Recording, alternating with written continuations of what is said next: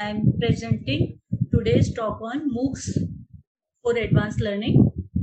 I am Dr. Vinita Jindal. I am talking about MOOCs. This is in the continuation of my earlier talk on the blended learning. Blended learning can be made possible using online content designing. The online content can be designed using MOOC. MOOC stands for Massive Open Online Course, where massive means that can attract a large number of participants, often in the thousands. Open, O stands for open, where I'm talking about the things that can take place in an area that is open for anyone to read, reflect and comment upon. It is free and the content and the work done in the course is shared between the people who are joining this particular course. Then online.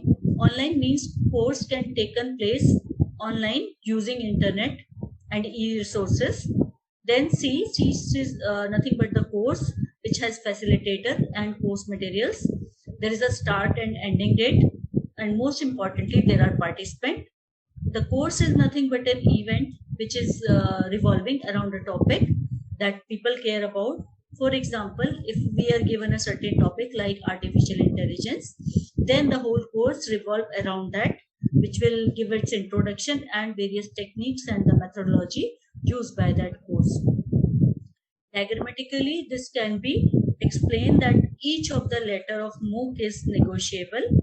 Here, where our focus is shifting from scalability to community and connections, where each word or letter of the MOOC is playing a different role.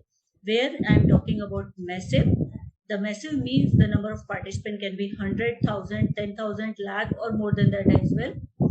Then comes open, means the registrations are open for everybody. Any person located at any place across the globe can register for the course. The content are open and freely used by the learners, that is free of charge. There are certain courses, MOOC courses, which has certain charges for they are taking for the certification, but still they are affordable. Then comes online. Online courses having two different parameters. It can be used for real-time interaction or local cohort. Local cohort means they are recorded lectures, and real-time interaction means the participant and the knowledge sharer resource persons are live at the same time, and learner can ask their doubts in real time as well. Then comes course, which is self-paced. Learner can learn any course on its own pace. There is starting and ending dates. There are credits.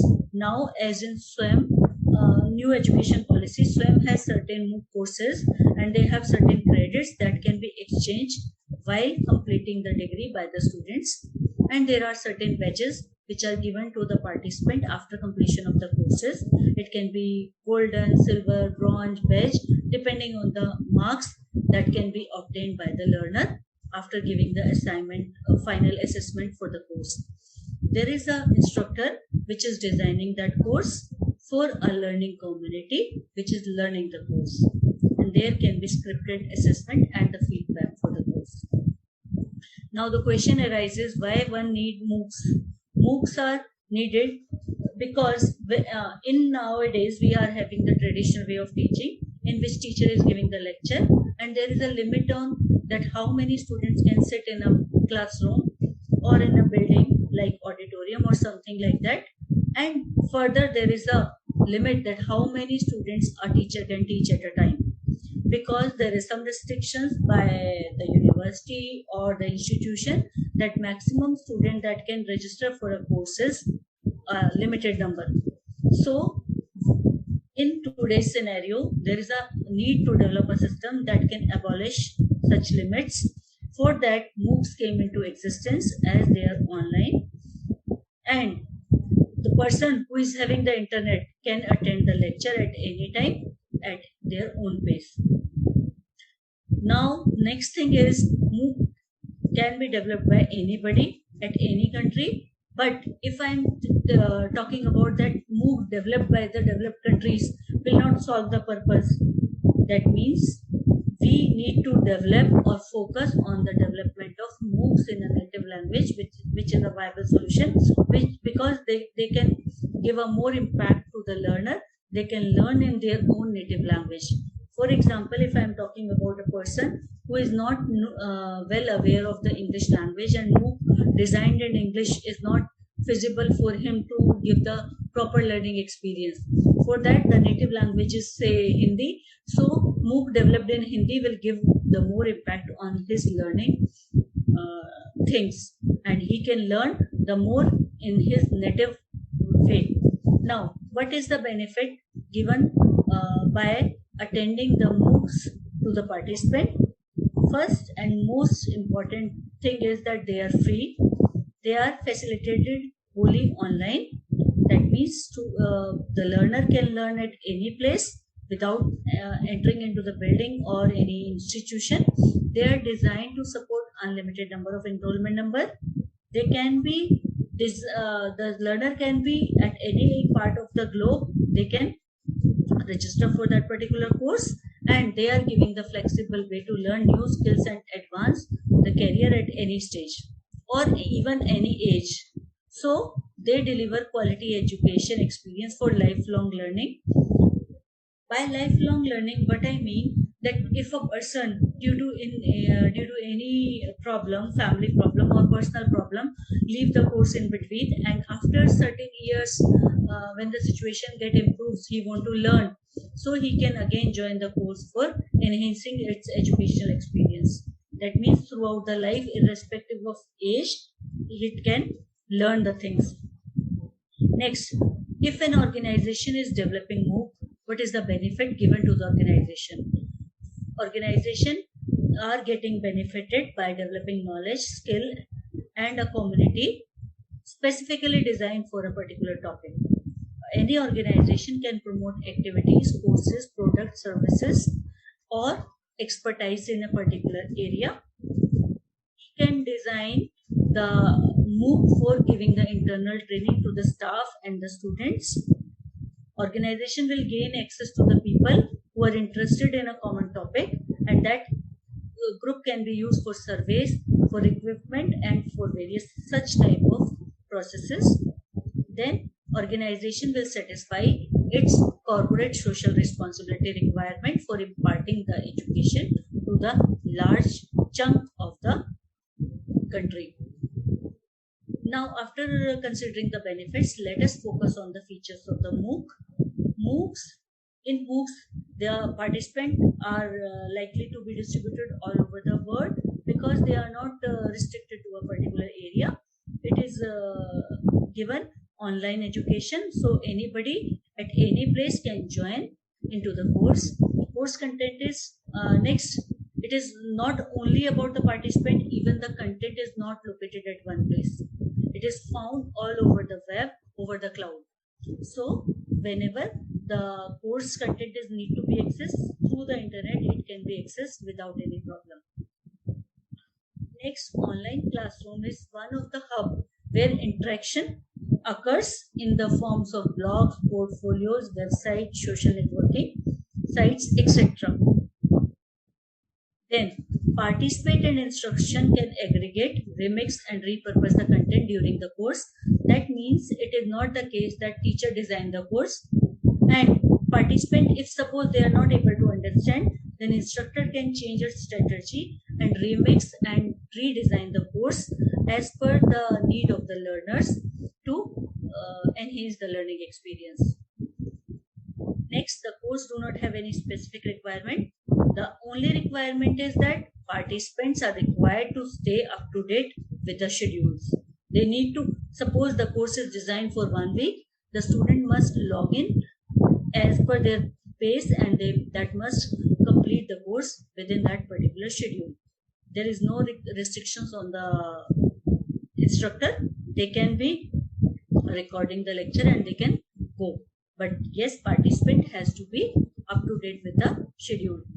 Most of the MOOCs are free, but there may be a fees if participant want to some certification or accreditation to use for its further enhancement. Now, there can be many types of MOOCs. Let me start with the XMOOC first, which is the most common type of MOOC. which is organized around a central professor and a core curriculum of predefined learning material. This is the simplest one for basically educational purpose. Then comes CMOOC, which is connectivity MOOC, which resembles the graduate seminar courses, where course material provide a starting point for the discussion, and then core curriculum is made by the student to student interaction. Means a topic is given and then student can discuss, and connectively they can design the whole curriculum. Next, we have DOC, that is a distributed online collaborative, DOCC, distributed online collaborative course. Here the same material is distributed at multiple institutions, but administrator may be varies. Student will across the institution engaged online for learning purpose. Then come MOOC, big open online course, which is similar to MOOC, but there are the restrictions on the number of students. Maximum limit is 50. Then SMOC, synchronous massive online course. This is similar as the first one, XMOOC, but here the restriction is that all students must attend at the certain time. There is a restrictions of the time. Then SPOOC, small private online course, which is same as MOOC. That means the number of participants is restricted to 50, but student-teacher interactions are modeled after traditional classroom interaction. That means flipped classroom model is working here. They can discuss with the teacher in a small group. Last, corporate MOOC, which is nothing but MOOC courses which are designed for employee training or continuing education, typically subsidized or uniquely accredited by the employer only. That is used for in-house training generally. Now the important question is that how the quality imposed, how quality is defined in MOOC. Now the most important part of any MOOC is that whenever we are designing a course, we should define the quality. The question first is that when I am talking about quality, I must ask myself that whose requirement is important to me. That I want to design the course as per the point of view of learner or the instructor. If MOOC is designed for learner, then whatever I am designing, the requirement would likely to be decided by learner what they want. It is challenging in case of institution, but it has to be defined as per their requirement so that they can learn the whole holistic experience. And if I am talking about institution, then quality is defined in terms of institutional requirement, that what institute want from this course, how many students they want to engage, and so on.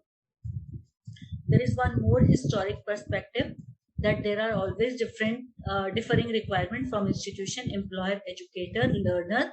So what is best in quality is agreed upon. We have to see from different perspective from open education and learning environment.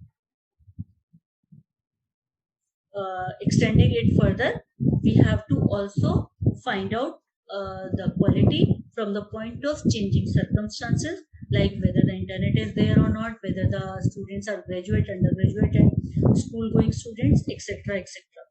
And we have to show the quality from the point of view of requirement or purpose, whether it is just the learning goal or whether it has to be accredited for its further career growth.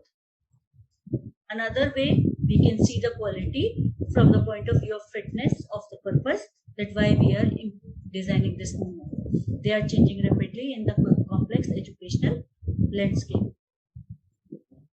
Now we have designed the MOOC. What are the advantages we get from it? They are easy to access. We will find that this is in the form of lecture or PPT. They will force face-to-face classes are attractive and meaningful. Many times it is possible that the MOOC is unanimous. That means people get bored and they go for face-to-face classes earlier, which they are not attending.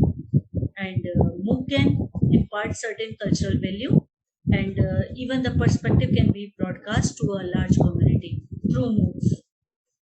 MOOCs can also help with extracurricular activities. That means they can be available to high school learner and faculty. If they want to get information on certain parameter, they can decide the topic and they can design the MOOC for that particular type of activities that are available for everyone in that particular organization. Now, if there are advantages, obviously there are disadvantages as well. Yes, completion rates are not fixed. Suppose I am designing a course for 1 month, but the learner is not learning at the same pace I was expecting, then completion rate will stretch to from 1 month to 2 months or more than that also. So completion rate are not fixed. Face-to-face participant are not there. It may be possible that MOOC is being telecasted but person is not there. There is at least one instructor in a course. Now when I am talking about MOOC course, maybe I have include 10 instructors for the course. There may be the case that one instructor is there who never taught online before. So he doesn't have the idea that how to engage its audience during online lecture.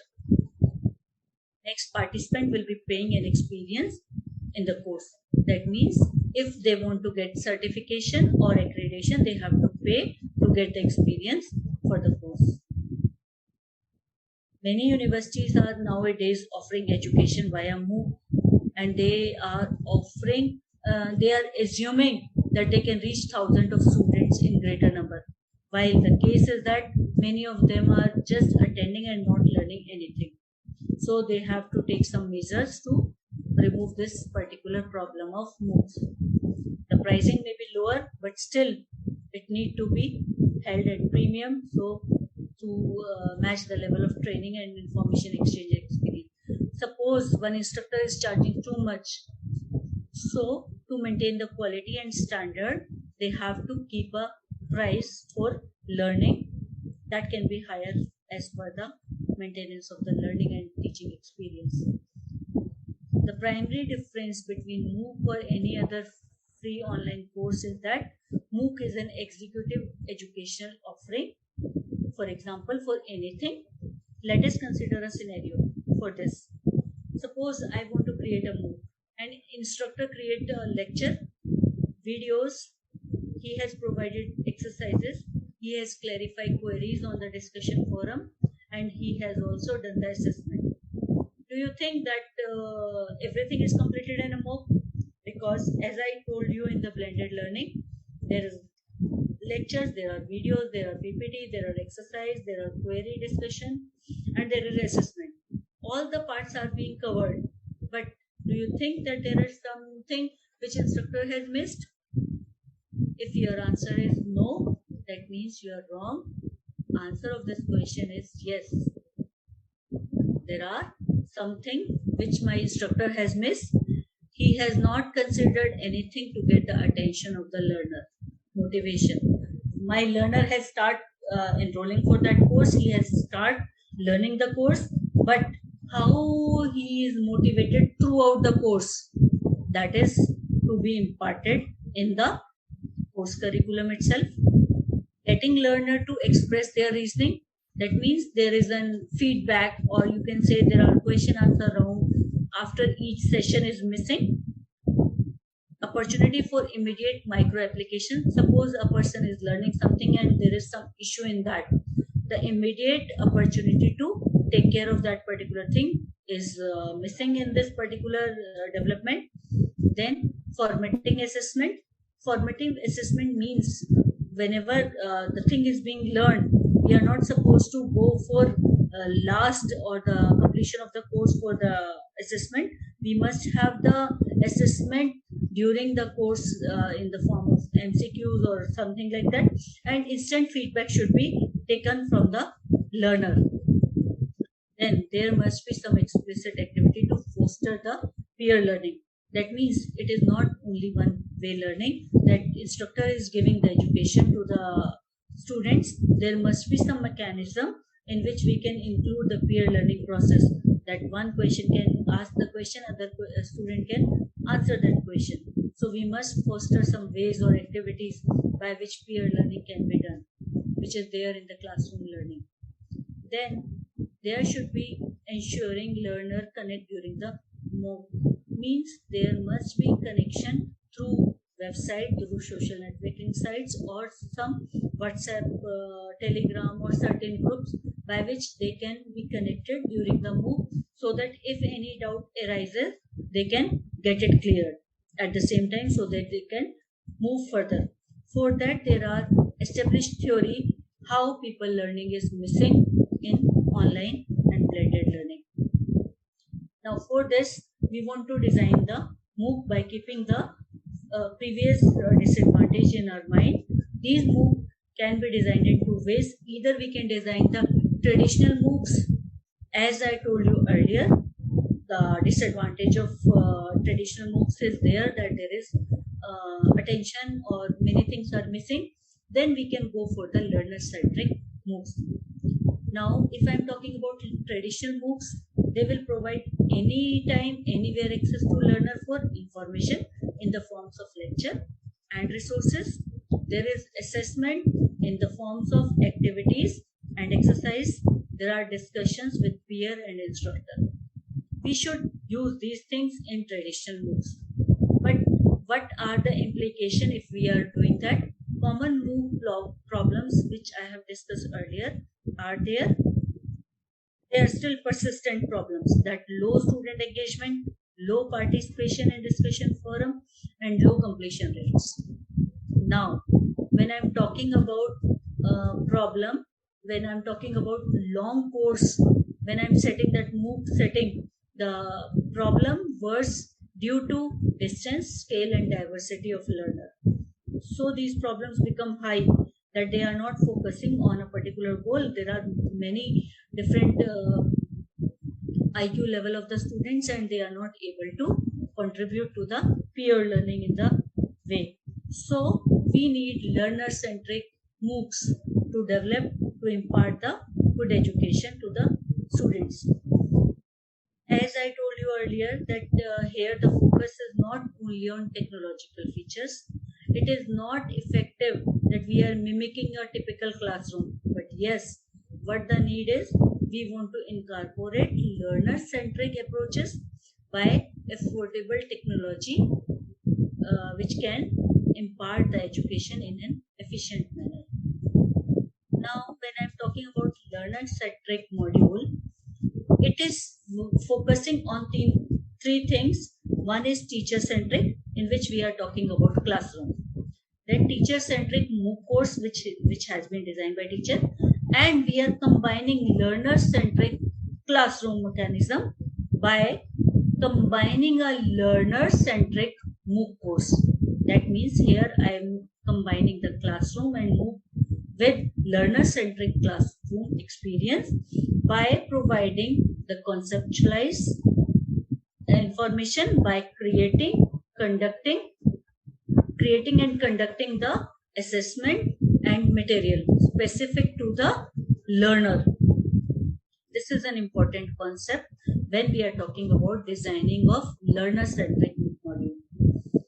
Now, let us first understand what learner-centric MOOC module is. It has some interaction lines, which has 4 different quadrants, starting from learning dialogues. The first component is learning dialogues. Second is learning by doing. Third is learning extension, and final and fourth is learner experience interaction. Learning dialogues is basically when we are creating the content and we are creating the reflection spots. That means we are creating the MOOC by focusing these 2 things. Then learning by doing includes some activities. The learner is doing and learning the things, and then there are customized feedback. The learner is giving some feedback and it is customized according to the learner's need. Then we come to learning by extension by providing additional resource, and we can assimilate quiz by which we can get many new things in the kids, in the learners. And finally, overall learner experience interaction, which is achieved by focus question for discussion, peer interaction, and reflection quiz. Now, if I'm explaining each learning dialogue dynamics by a diagram, so here we have an instructor. which create some learning dialogues, contents, in the forms of contents and reflection spots, in which he have the something to think over, that what can be done, the thinking process can be enhanced, and the content again. Now the learner is accessing the content and it responds to the reflection spot. So the whole focus is on the learner's learning capabilities. Now, if I am describing each thing, that when I'm talking about the traditional, we have lectures and demos. What we have in the learner-centric MOOC, we will have learner dialogues, in which we have multiple units of contents and reflection spots. So what we take away from this, we will design the MOOC by including reflection spots in the content in the forms of videos and text, and then later on we can ask the question from that. Next, in traditional we have assignments. So what we will have in learner-centric MOOCs, we will do this by learning by doing. That means we will include the activities which have concept attainments. We will apply the knowledge by giving some exercises. We have customized feedback and we have peer reviews as well. So what is the takeaway? We have to follow up each and everything.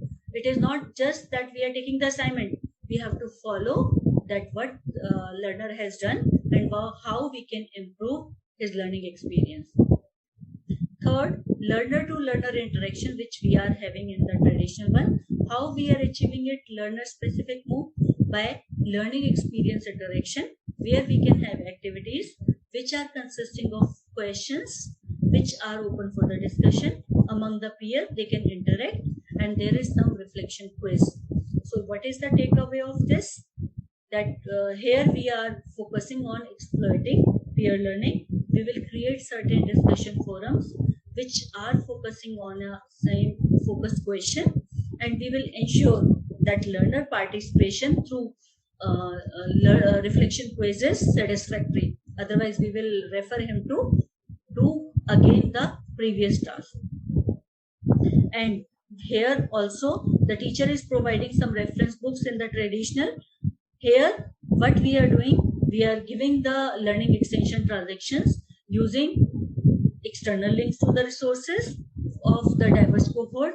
We are giving the YouTube links, we are giving the additional readings, and then we will have some assimilation quiz which has the major role in their thinking extensions.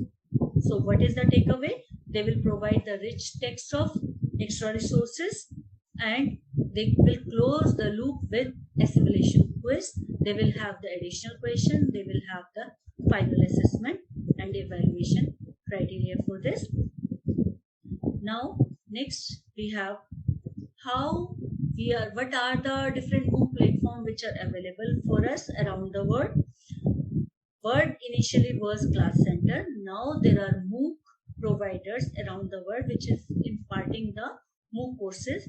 There is Event, there is Fun, that is France Universe Numeric, there is Thai MOOC which is Udacity, there is EDX platform, there is again Microsoft has some MOOCs, there is Mexico, Cadence Food, there is Future Learn, then there is KMOOC kind of thing which is Coursera. I am very sure that you have learned about this. There is SWAM courses, there is Miranda, and there are many more. I hope you have learned about Udacity, EX, Coursera. At least you have listened to these things. Now, let me compare some player of MOOC provider. Suppose I am talking about EDX. I have compared them using certain parameters in terms of maximum class size, they are brandable or not, they are custom analytics, they are providing custom analytics, that how many people has attended, how many has completed, something like that. Then in terms of monetization, whether they are chargeable or they are free of cost. Then are they available on mobile or laptops? That means mobile learner can learn from those MOOCs or not, and where they are hosted on their private website or public. If they are public, then they are hosted, and if they are private, they are self-hosted on some institution's website. So let me take first EDX, where the maximum class size is of about 3 lakhs. Yes, it is brandable. They have custom analytics to review the quality standards for their courses. Yes, they are monetizable. They are not free. They are taking charges, and they can be learned using mobile laptops at the ease of your place. And they are being, as they are belonging to some private organization, they are hosted by EDX itself. Then Moodle. Moodle was the first one to came into the existence well before EDX, but this has the maximum class size of 10,000. That is also brandable, that has custom analytics, that is not free, that has certain money associated with it. They can be learned at any place through mobile or internet or laptop, and that is also self-hosted, but if we get the plugin, that can have the third-party hosting as well. Then comes course site. Course site. In course site, we have unlimited class size. There can be any number of participants. It is not brandable. Anybody can design the course and post it on the public website. They have custom analytics. They are free of cost. There is no money associated with it. They can be learned at any place during on the move through mobiles or laptops or iPads, and they are posted on the public course site website. Then Udemy, which is nowadays famous for quality education. It is nothing but Udemy is Academy of You. You means learner. Again, the class size is unlimited. They are not brandable. They are not having, but the limitation with it, they don't have any custom analytics. Yes, monetization is there. They are charging money for certification. They can be learned in the mobile environment, and they are hosted on Udemy website. Then we have Versal, which is unlimited classroom size, that is not brandable, that has no custom analytics. The courses are free. There is no monetization. They can be learned by the learner using their internet connection for a phone, mobile or laptop or iPad, etc. And they are also hosted on Versal website. So thank you, participant, for your attention. For any questions, for any knowledge, you can contact me on this email ID.